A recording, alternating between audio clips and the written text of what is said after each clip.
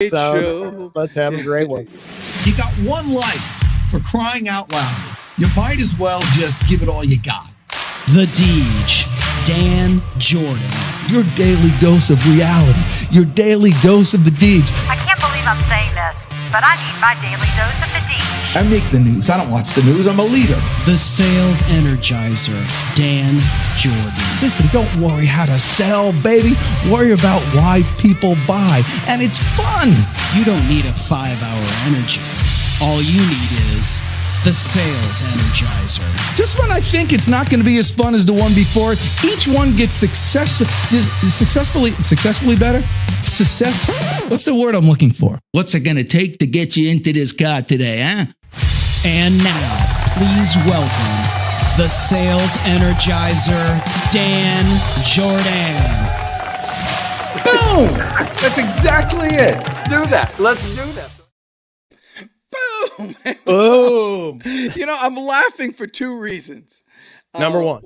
One is I really can't stop thinking. I had like a whole song in my head, and then when I hear the testing your speakers on StreamYard, we ought to do. StreamYard. By the way, if you're not using StreamYard, that's the platform that we use here. They're not a sponsor, but they ought to be, because I sing about them every week. Testing your speakers, and then secondly, I love. People don't know this, but backstage, Chris Stone does his magical kind of helping the guests and really get us aligned. So, for the car buying public here, so it's perfect. And he was just giving his world-class introductions to make sure that the sound was working. And he said that your moots are lipping. Your lips are moving. I am so glad you told everybody that. That was so good. I mean, that's exactly... That's for the rest of my life. That's why we drink out of this. Is that we need more of this, more coffee. That's right. More coffee.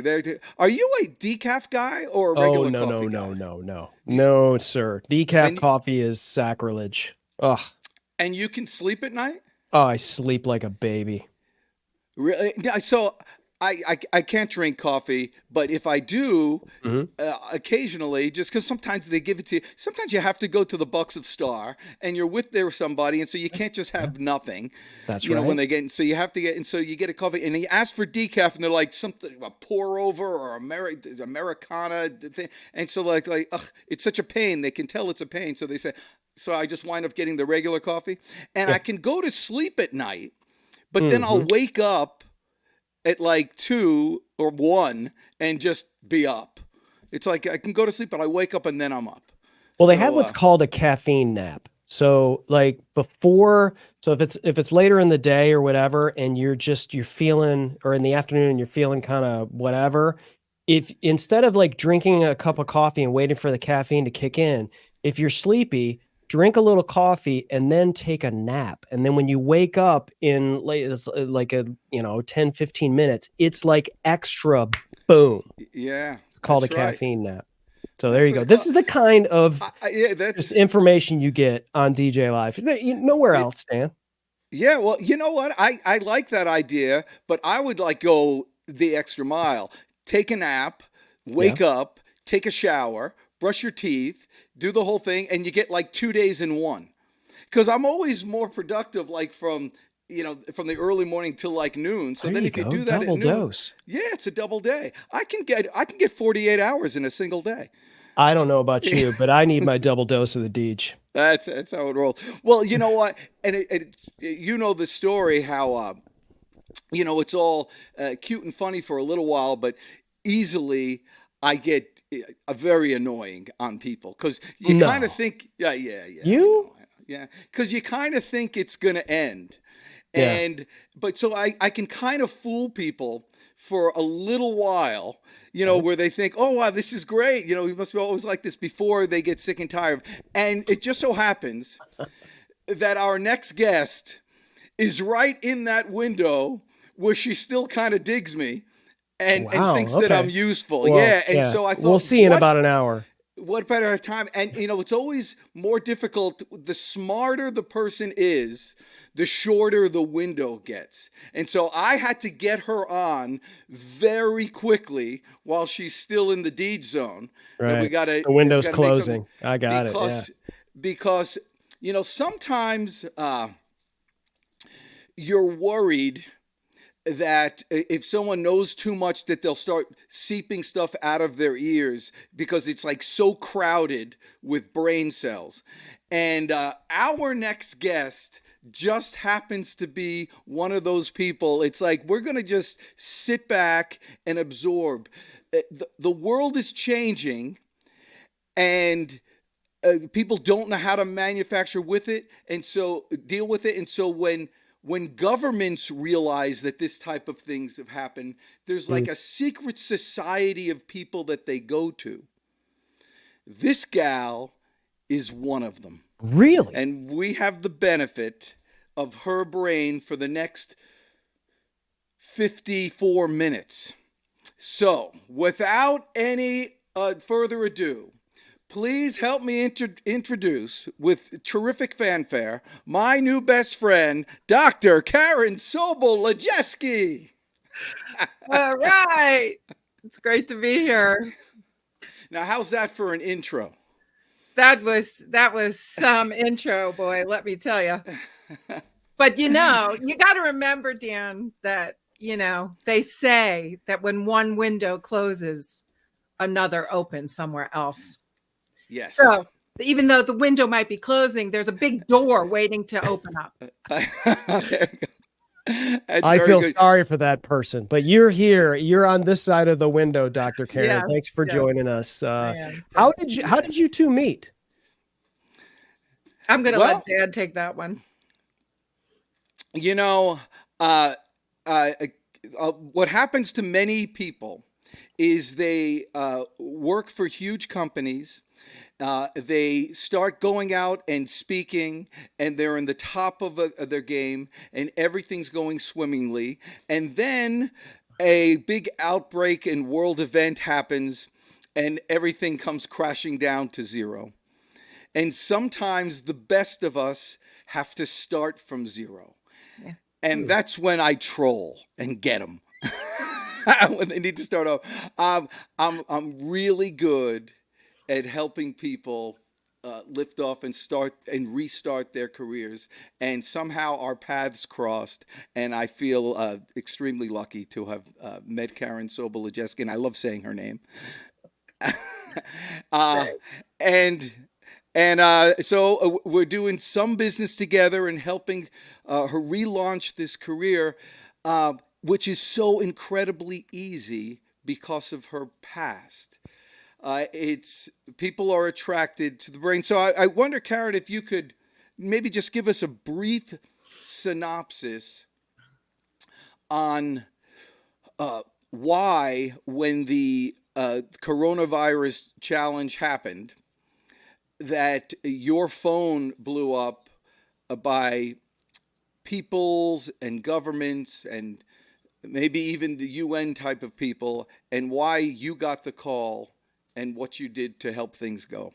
Yeah, great. Except I'm just going to modify one thing you said, which is I'm relaunching, but I'm relaunching because I was working with so intensely with a lot of people at that time because of my expertise, that I didn't really need to do any sales or marketing or anything, because not because I'm just so wonderful. It's just that that's how it worked out. Mm-hmm. And I really needed some help, and I needed some help, frankly, from a person who was intelligent, who and understood where I was, what I talked about, and why it was so important to other people.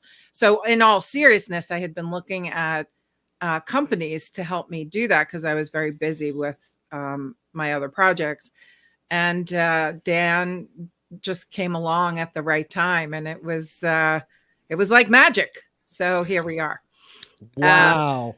It was really cool. It was really cool. I really needed someone like Dan who could understand that, the work I do is very humbling, because it's an honor to be the trusted advisor for some of the people who work so hard to keep the country safe and as best they can, and respond to crisis. while at the same time being able to trust that, the wheels are moving in different directions so I can expand a lot of what I've learned and the business. So tell us what it's no more about me. We're not allowed to mention my name anymore. Okay. I won't mention Okay. it Okay. Thank God. So tell us in what they were calling you for, what was the problem that you solved for so intensely with those high level people? Yeah. So to net it out, some people say I'm the world's leading expert in how technology impacts human relationships. So I don't know if we'll get to this later, but bottom line is my background is in computer science and applied mathematics.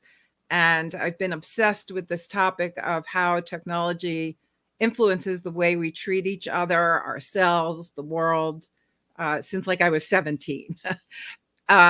Anyway, so my career grew up and I had spent 18 years on Wall Street, but like in the late 1990s, early 2000s, I was starting to notice that there was a change in the way people treated each other, that they were always looking at the screen instead of each other.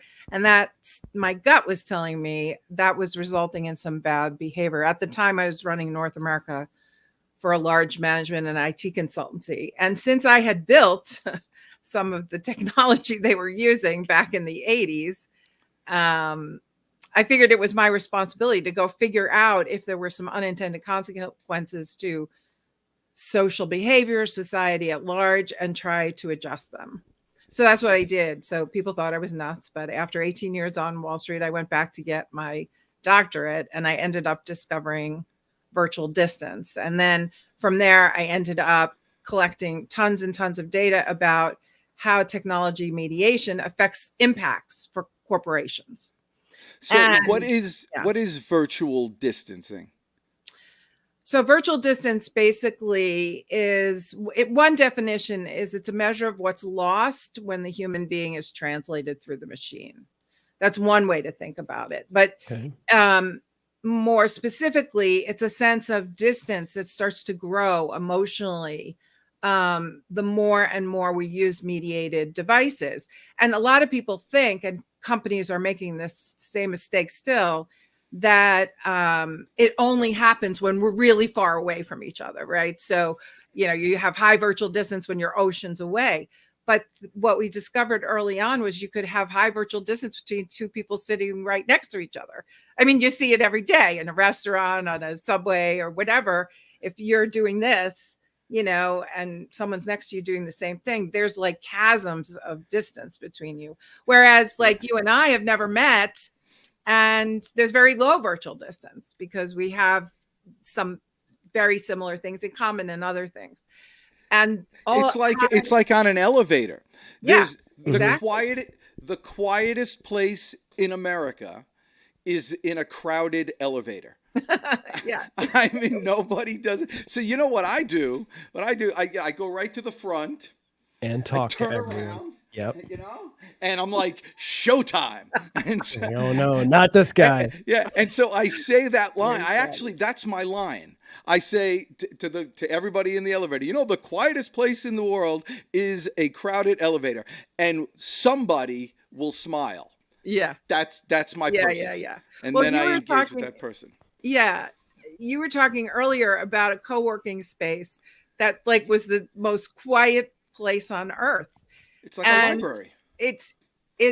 That's actually why virtual distance was why WeWork collapsed, believe it or not. In other words, when WeWork, I don't know if people remember WeWork, but it was a whole set, right, of office space. And virtual distance goes up by 95% when we're sitting in a room full of other people we don't know. And there's no one, and everybody is so used to, doing this. If no one intervenes and start like showtime or something like that and gets people talking to each other, people get more insular, not more outward.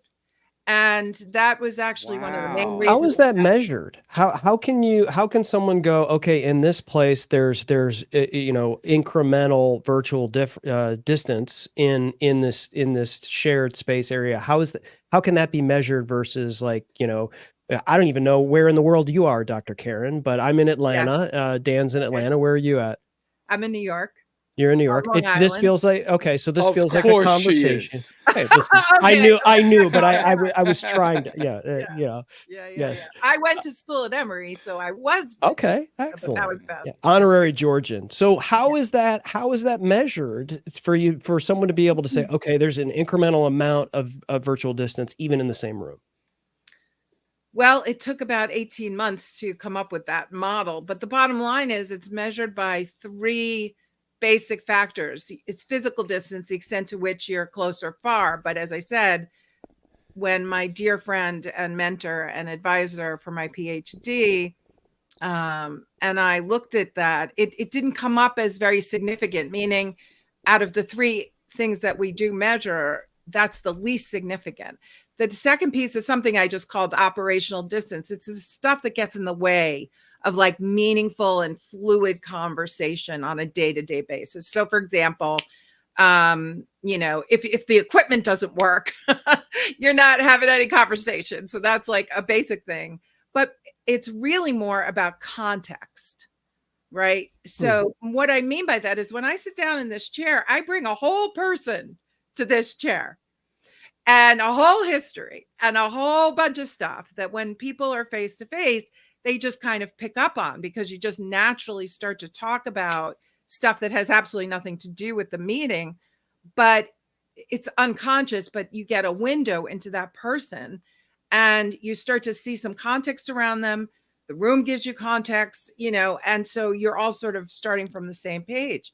Usually when teams, division heads, boards get on a virtual call, they go right into an agenda, but there's no time, and they never put on the agenda any items to just catch people up. What's been going on? How you doing today? But it's not just niceties for nicety's sake. It's because we're human beings and there's a life continued when the computer shuts off. And that context is very important because if we don't have any context, we can't understand meaning. Like, in other words, like you could say to me, the dog, jumped out of the car the other day.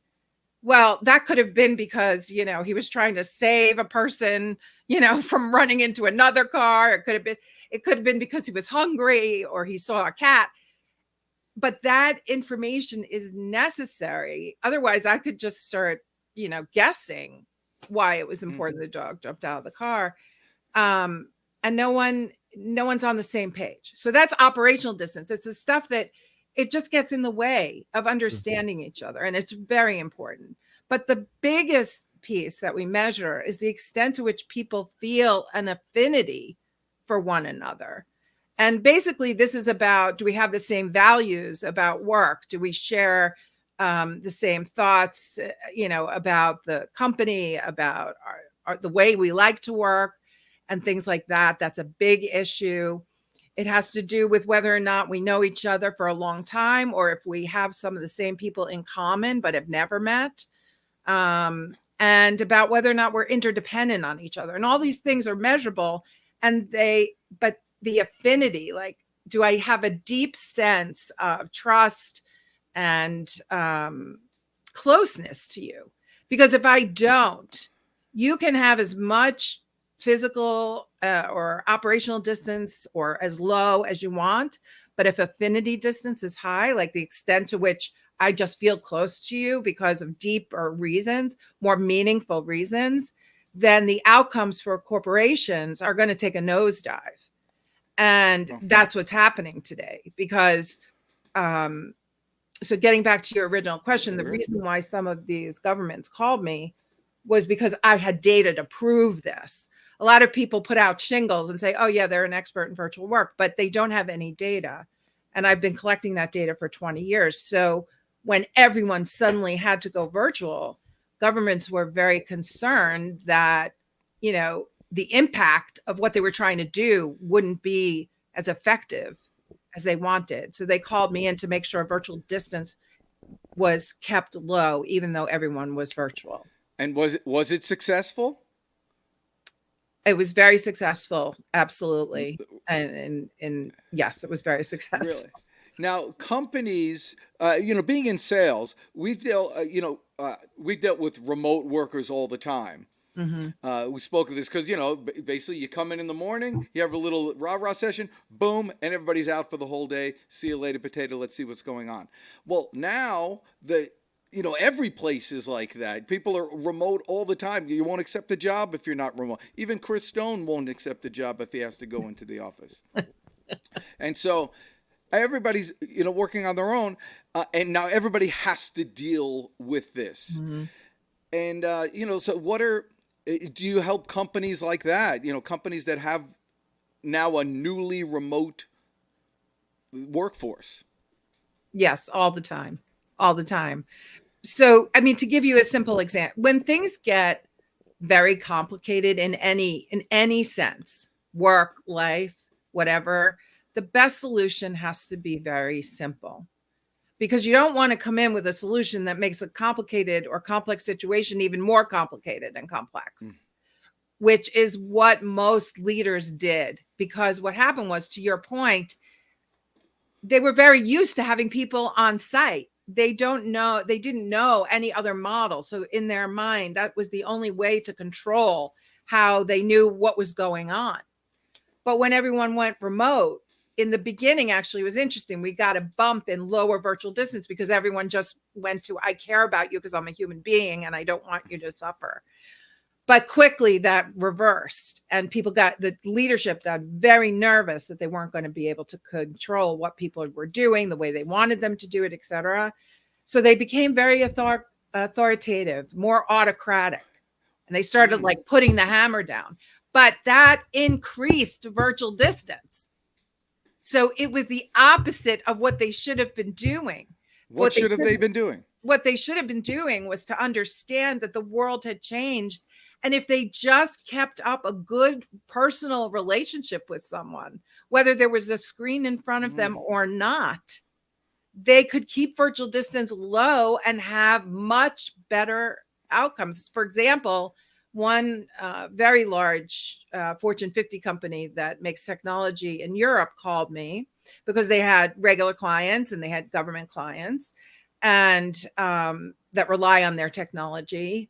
And I worked with the head of sales, and he said, people would come in and interview really well, but then when they got on camera to try to talk to their clients, they like froze up. They didn't know what to do. And just as an aside, you can have very high virtual distance as a salesperson between you and your prospect or you're in your client, right? But anyway, bottom line was, what I did in that case was to help the leadership understand that it's all about trust. At the end of the day, I don't care how much technology you throw on top of something, how much AI is out there, whatever. If people don't trust each other, you're not going to have a successful interaction. And virtual distance is actually statistically the equivalent of trust. So high virtual distance is the equivalent of distrust. So getting back to your point, leaders were grabbing for an autocratic solution when in fact they should have been grabbing for just being close to their employees, and it would have worked itself out much better. Well, I mean, they could do it now too. Yeah. So that's what they should be doing now. Okay. So what's happening today is that years have gone by and they realize, wait a minute, they keep trying to handcuff people into, working this time, and it's not working. And they know it's not.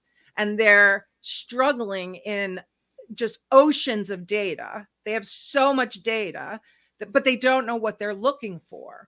And so what I do is I can come in and say, okay, I can take a VDI measurement or virtual distance measurement, and I can show them exactly where their issues are, and then give them solutions that will predictably increase outcomes.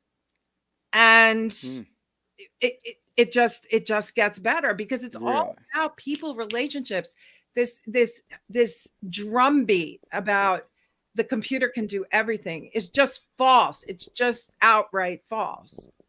Well, okay, you said two things now that I have to question you on. One is it data or data? I don't know. Is it Okay. potato or potato? Yeah, okay, that's Yeah. right. Okay, Depends on so if you're from New York or Atlanta. that's right. And secondly, you said that magic word of AI. And so how is this influx of AI affecting virtual distance? And do you have any particular experience with AI that other people may not have? Yes. So to the second question first, when I was a system engineer and a mathematician, I learned a lot of AI. I was actually an expert AI programmer. And this was now going back like 30 years ago. And so because I had actually built a precursor to today's GPS systems, I built financial services systems that had never been built before. I was actually called by senior officials in the US government to be on a task force in the 80s to decide whether or not AI, that term, artificial intelligence, should actually be sort of spread out into our language because it's very misleading. There is no such thing as artificial intelligence. The computer is a box. It's a metal box. It's got wires, some lights, some silicon, and all it does is process electricity. That's all a computer ever will do. People program the computer to do certain things, but the box itself is just literally a box. And we ran around the country and talked to national labs and big computer companies, federal officials, and we decided we should get the term AI out of our language as much as possible because it was just too misleading. And so that's what we did. So in the 80s, if anybody remembers that time, AI just sort of fell away because it just didn't make any sense. It was like nonsensical.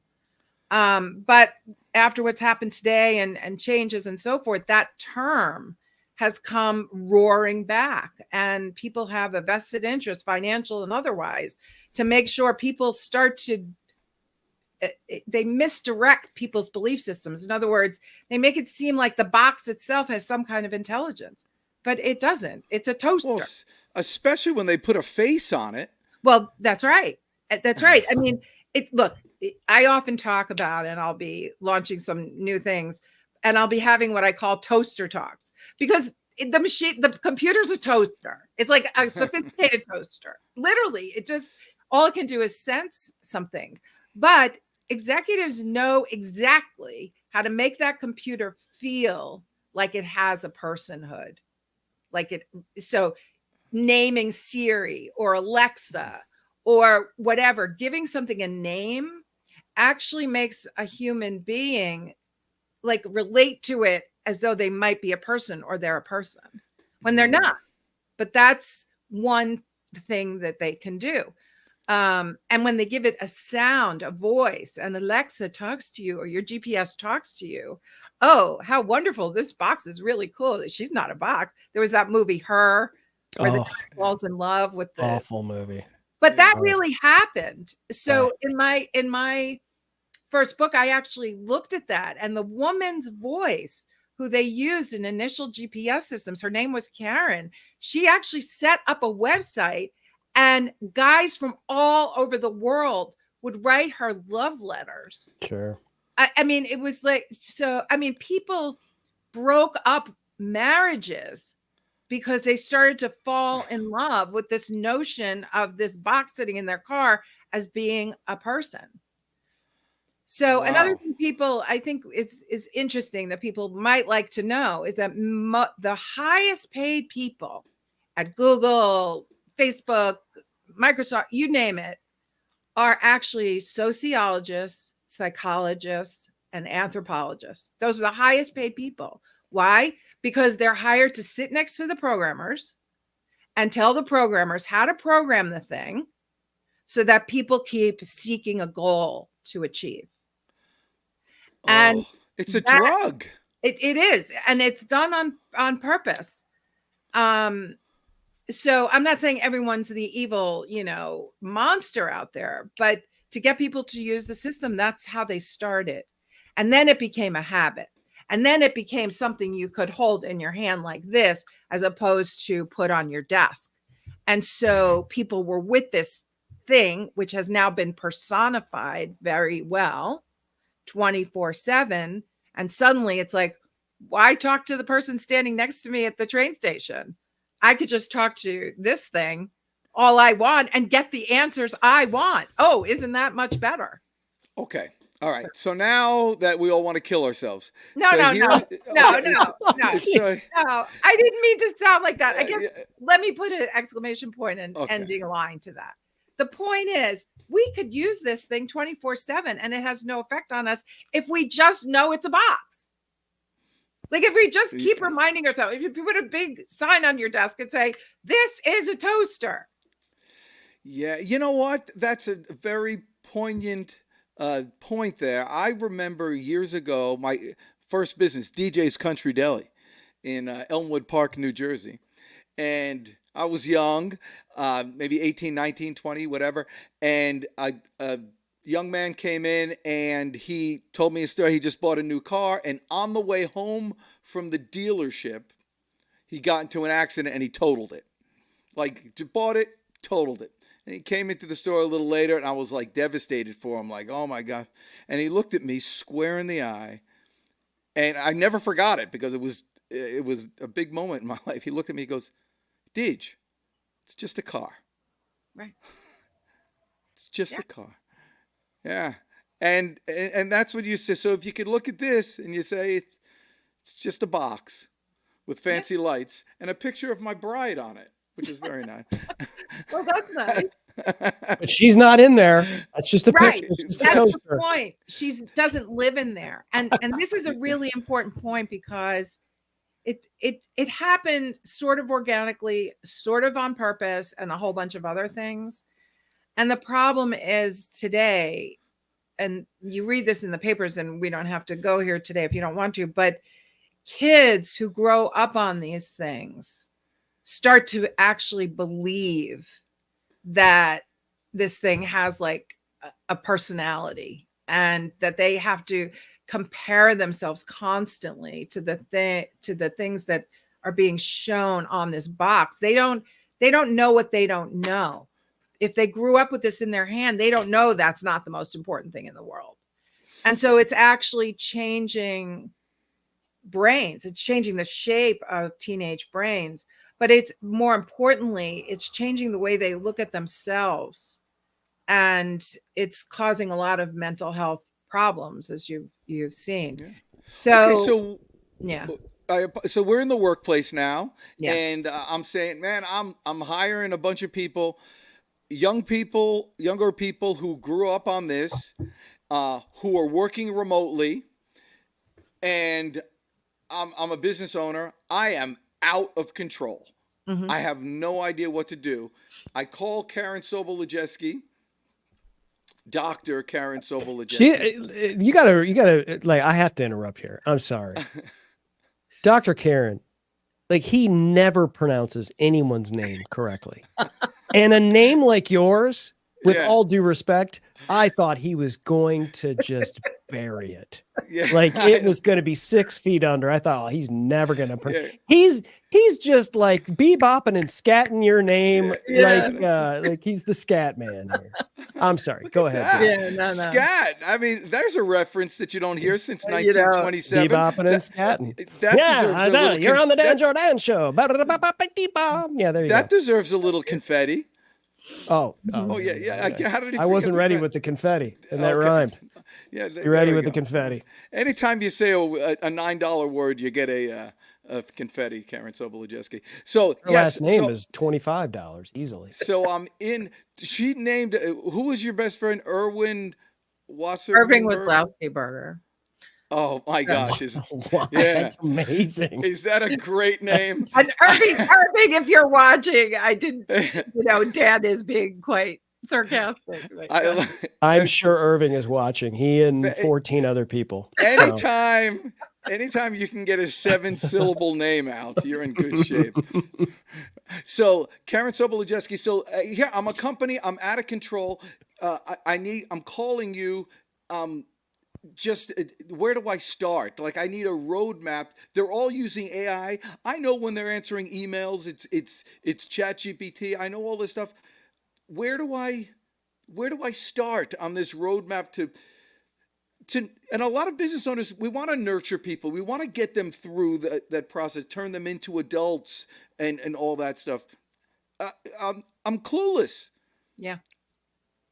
Well, the first thing I tell them is, you know, it's not 100 years ago at a time when a guy named Frederick Winslow Taylor invented mechanistic management, where, there was a hierarchy and information only flowed down, and that was it. And he despised the workforce. He was actually called to Congress to support this management structure.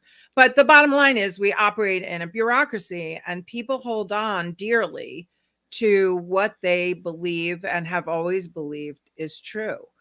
So the first thing I do is I sit and I work with them to understand what their biggest pain point is, or what they think it is. Because a lot of times they think it's one thing because they're using an old model of thinking, when in fact it's something very different.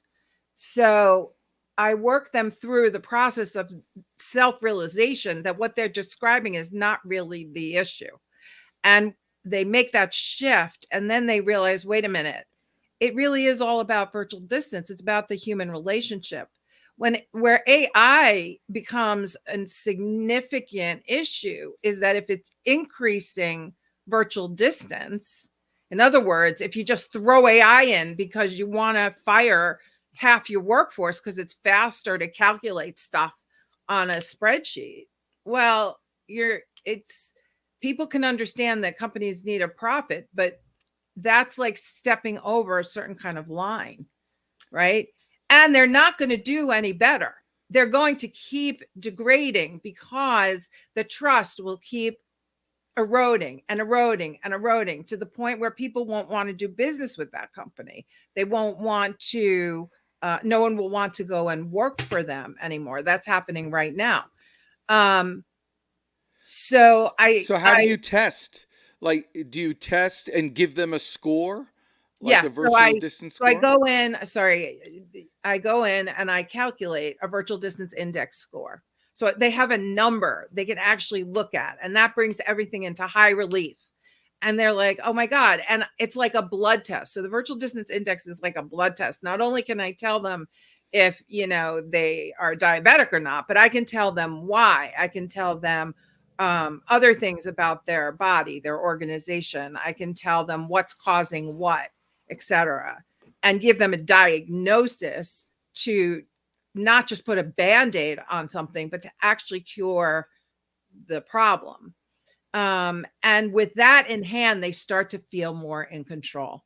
So getting back to the control issue, I said, if they have data in that way that talks to them about why their people are starting to feel very fragmented to them and among themselves, with a blood test with the virtual distance index, they can go, oh, okay, this is the problem. This is the solution I need to apply, which we've applied for 20 years, and it predictively cures people. It predictively cures the organization. Is it a complex solution, or is it like, eat less salt? Well, no, it's not eat less salt. It's less. I wouldn't say it's complex. It's more just common sense. Yeah. But we've gotten so far away from trusting ourselves because, basically the marketers have done an amazingly good job of convincing us. And actually, this is very sad, that the computer is smarter than we will ever be. And when I was teaching college and I had 18, 19, 20-year-olds, I used to poll them every semester and say, who's smarter, you or the machine? And when I started doing that, 50% of my students felt that the machine was smarter than they were, and they could never do what the machine does. And that I felt that very sad. And that number kept going up year after year. And I'd literally spend the semester showing them that they are the ones that are limitless in terms of capacity and imagination and the ability to solve any problem. The computer is just a toaster that, has been programmed to look like it can do that.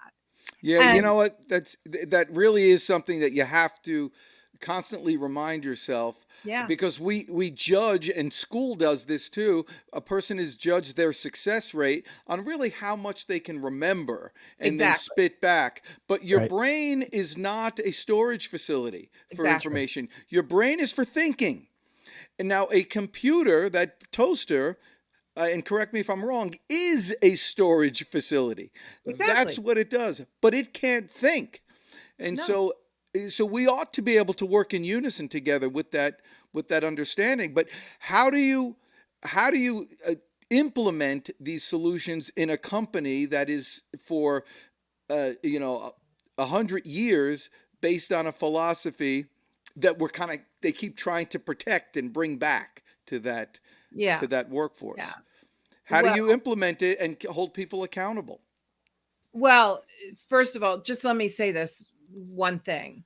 In terms of intelligence and what they can do, it's the leader's responsibility to make sure we don't say human intelligence and machine intelligence in the same sentence. Because as I say in my TED talk, what you're saying is that these two things have the same chance of having an authoritative stance in the world, but they don't. The human being has the authoritative stance. The technology is just a tool. It's like a hammer, a toaster, a thermostat. It doesn't have the authoritative stance that a human being does. And we create a false dichotomy in like our logic when we say, oh, is the technology more intelligent or the human? No, the technology isn't intelligent at all. And it shouldn't be used in the same sentence because it's not a human being. It's not a sentient being. It's not any kind of living being.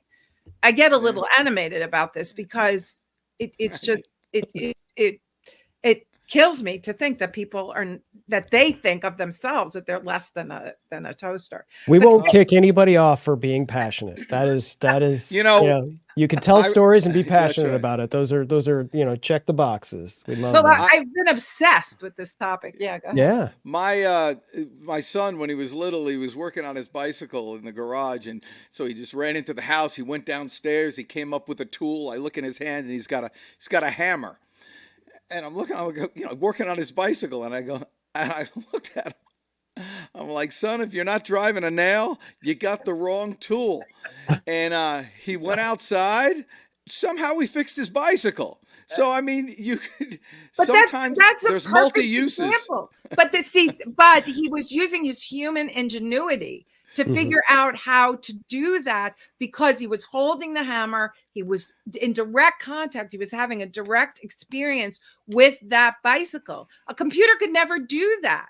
A computer is programmed to either try this way or that way or that way. Period. End of sentence. They don't have an imagination. They don't have any way to, figure something out. They're not the guy sitting in the Apollo 13 capsule, with like some gum and tape, talking to Houston, trying to figure out how not to die when he crash lands.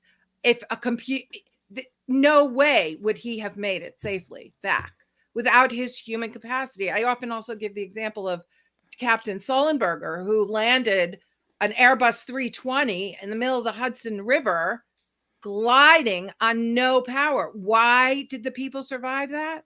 They survived that because of all of his experience as a glider pilot as a kid, feeling the plane, feeling the wind, knowing how far any size plane can glide before it's going to crash land. And he knew he couldn't make it back to LaGuardia. And do you know that the investigators kept screaming at him to follow what the machines were telling him to do? And he knew it was wrong. And so after that whole incident stopped, I don't know if anybody knows that story, he was almost stripped of his captain status because they were so infuriated that he did not follow the machine's orders. And they finally had to fess up, the investigators, that the simulations were wrong because they forgot to program for one little variable called Bird strike. called the human element. Yes. The human element, our sense of things that we develop as we grow and live in the world. And a computer will never have that. But getting back to Well, no, stay there because that's a good Okay. place. So, how do you infuse that into a corporate structure when you're working with these companies that you work with, or So we leaders that you're working with? Yeah, I'm sorry to interrupt. So we pick an example. So let me give you a concrete example. So one of my earliest clients was a very big Fortune 50 company in financial services, and actually they required all of their employees, 90% of their employees, to clock in to their tower in Jersey City. So they had to all be on site. Okay. But I met the CIO and he heard me talking about virtual distance and he was like, you got to come help us. So I did a virtual distance assessment, and basically they were losing millions of dollars on IT projects that were coming in late and over budget. And they couldn't figure out why, because everybody was just sitting there. They were supposed to do what they were doing. Well, as it turns out, this company was growing through M&A, or merger and acquisition strategy, right? And when they bring a new onboarded company in, they would require the company to come to their headquarter office, have a tour, move there, etc. And it was a very autocratic approach, right? Like the new people coming on board didn't feel like they were any part of that company. They just felt like they were kind of, extra people that were just being brought into an already established organization. So what happened? They would move to Jersey City. They would be very unhappy with the organization. There was no training to integrate these two groups and so forth, but they had to work together. So there was enormous virtual distance, especially affinity distance, right? People couldn't build relationships. And so that's what we initially found. We presented it to the board, we presented it to the C-suite, and we gave them solutions. So, for example, at the start of a project, bring everybody together and make sure that everybody understands the problem from the same perspective. Understand what people value about their work. Talk, meet, talk about these things. It seems so basic. It does. And that's why I think it's hard for people to get their hands around it, because they think it's very complicated. But it's actually very simple. Yeah, you talked about it earlier. Dan was like, "Is this something that's complex, or is it just eat less salt?" But it's like we all know that in order to live a better life, you eat a certain way and exercise, and make sure you sleep 7 to 9 hours a night or whatever. Like those are things that are proven, that are science, that are like factual information. Yet we don't all do it, right? It's just And that's a great point, because companies are running further and further away. They're trying to use AI to do it. They're trying to use this to do it. They're trying to use that to do it. But they're running away. People haven't changed physically, our brains and stuff, for over 100,000 years. In fact, there's a quote in Blink, Malcolm Gladwell's, incredibly great book. And there's a quote from an evolutionary biologist in there that says something to the effect that people like to have basically a small group of friends, be face to face, and form communities. And these are still the things that are most important to human beings.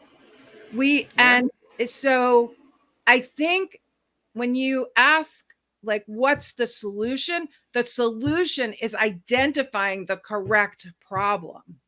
Okay. There we go.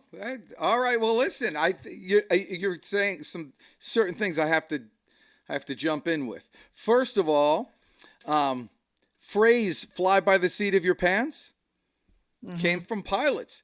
That's what they do when they're flying. When you say I'm flying by the seat of my pants, you can feel the plane in your tuchus. Yeah. And we can say tuchus on this show because we also kibitz with Chris Stone. Amongst other things, yes. Yes. Blink, awesome book. And so you nailed that one. Of course, everybody's going to be upset when they move to Jersey City. That's crazy. Exactly. But one thing that really kind of hit home when you said about, either simple solutions, and you kind of expect everyone to know.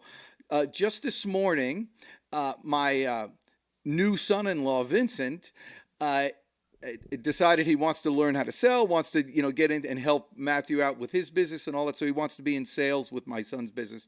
So I said, well, let's go to a networking meeting. So we went to a networking meeting this morning, 7:30 in the morning. And I don't know if you've been to those things, everybody goes around the room and says what they do. It's a little thing like that. And I had no idea that you weren't born knowing how to do this. Right. And I was watching him like, oh my gosh, he's terrified. I'm looking, he's physically, noticeably terrified. Yeah. As fortune would have it, it was a group with a bunch of other gray-haired guys. And so like other people saw him and kind of took him under his wing and coached him along. And, he had that need to help. But he gained so much. Not from an online kind of networking thing, but seeing real human beings. And because they saw him, he got that help. He got that warmth. It was so much more. Such a simple thing. But so adding on to that, that's such a great example. So there's virtual, if I were to put it in a virtual distance, index, right? Physical distance was very close, right? You were all in person. So that was a no-brainer.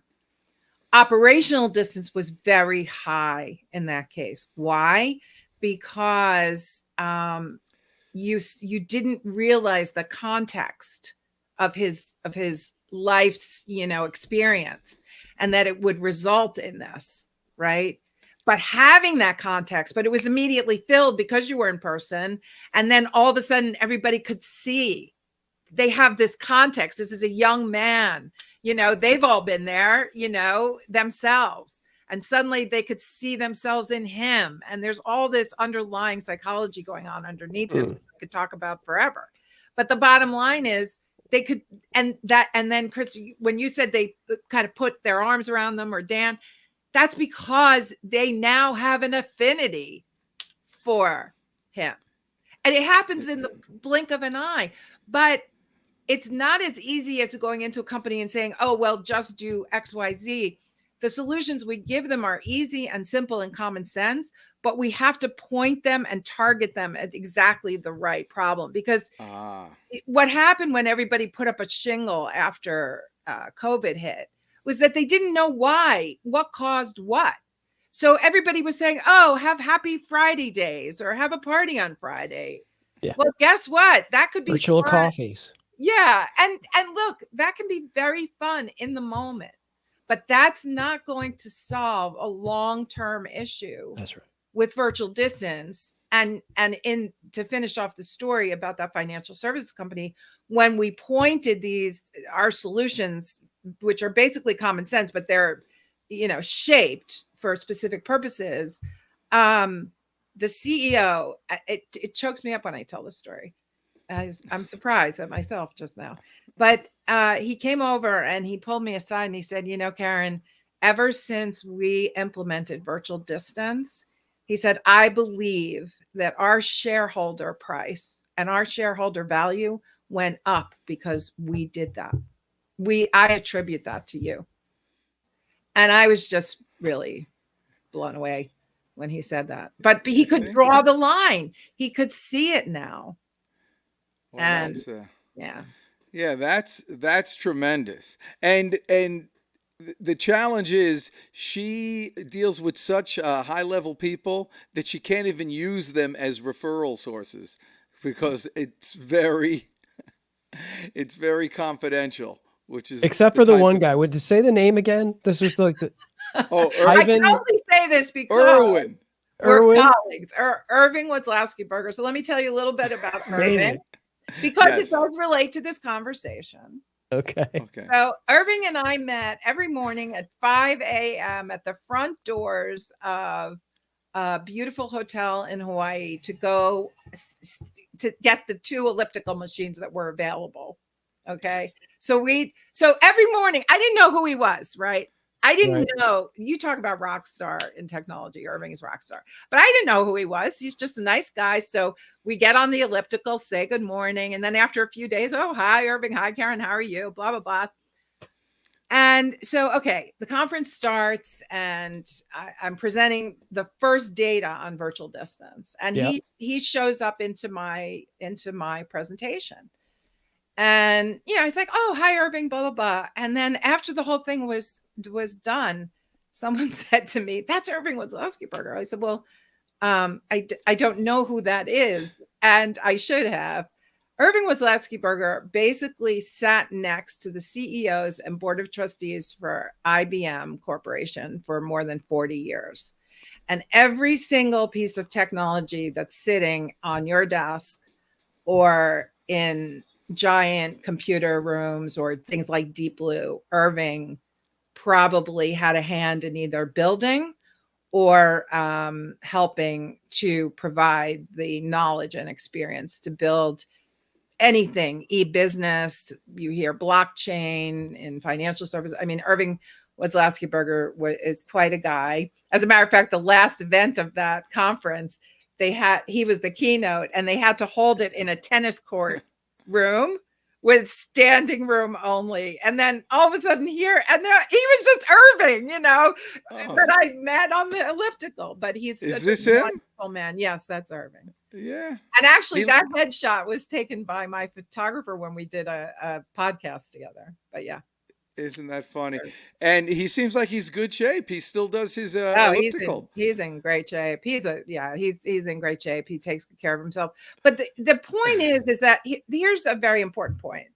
There are people all over the place like Irving who are clearly on the side of business and technology, right? That's where they think, that's where their brain is. But they're also incredibly curious and want to look into matters of the heart and other things because they know that the people at the end of the day are the most important thing. So he doesn't have to throw out all of his technology, but he knows, he's a cognitive of the fact. He knows that he has to consider other points of view if he's to produce the best product. Mm-hmm. And I know a lot of people like that who are in senior positions who know they need to hear a different perspective. It's funny. You're so keen on technology and in the know there.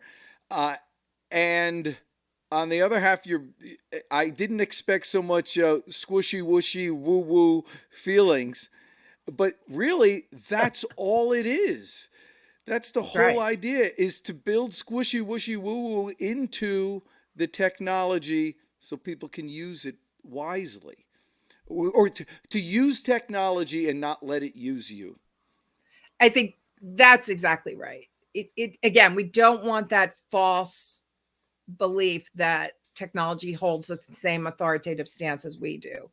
So it's that latter that you said. It's that we use the technology as a tool. We make the decision to take the hammer and fix the bicycle, right? Yes. The hammer is only there for that purpose. The way for us to use it. Thank you so much for this. This has just been, it has been eye-opening. And, really, I always talk in terms of sales that it's that I consider sales, the act of practicing sales is the act of practicing personal development, because I really do have to think about the other person rather than yourself and their needs and things. And so I always tell people when I do training, there's 3 things that people will give you if you ask for them. And that is help, is one of them if you ask for it. Opinion is another thing that they'll ask for it. But both those things, I think to an extent, the computer can do. But the last thing is only something that a human can do. And that is when you ask somebody for advice, you're doing so much more than just asking for their help in something. You're giving them the ability, you're transferring you're giving them the ability to help you, which makes them feel good about themselves. And you're complimenting them.